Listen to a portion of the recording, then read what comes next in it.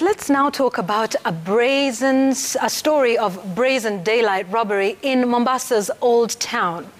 There is growing fear among residents there following the return of dreaded youth gangs in the area.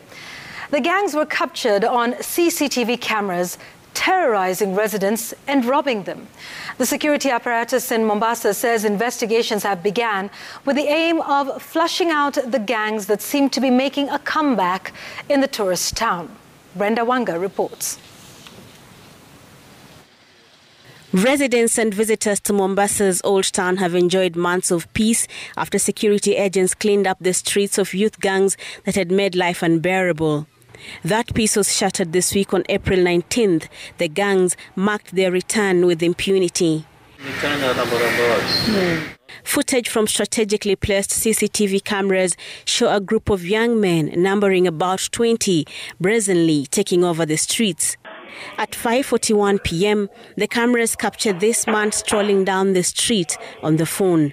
He has no idea of what awaits him ahead. He walks right into the gang of young men, some of them with their faces partly covered, others have nothing to hide. One is quickly relieved of his phone and his pockets emptied.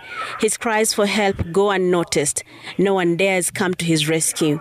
And as quickly as the attack started, it is over, and the gang moves on to their next victim. At yet another street corner, the group accosts a young man walking on the streets. The gang overwhelms him, robbing him of his possessions before calmly walking away from the scene.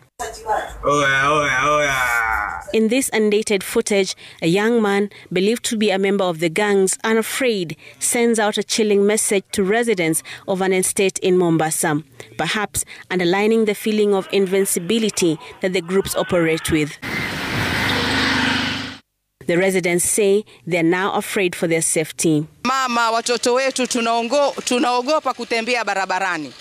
Sahi nikiongea dukani kwangu nimeibiwa simu 2. Jana kijana wangu wa dukani alikuwa ameenda kutawadha, akitoka simu 2 zote za kazi zimeenda.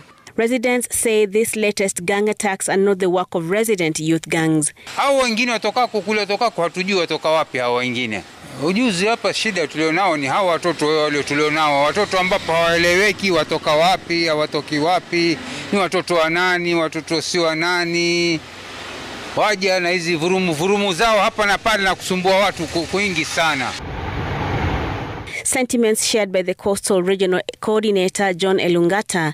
He says the police have begun investigations to establish the origin of the gang, as he calls upon residents to volunteer any information that may be helpful in identifying the culprits.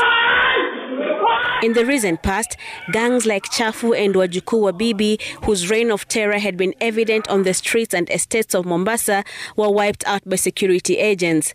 Now, the same security agents are calling for a meeting to be attended by the area legislator and residents to try and identify the gangs, who are said to be getting help from the remnants of the old gangs in identifying vulnerable places to attack. Brenda Wanga, Citizen TV.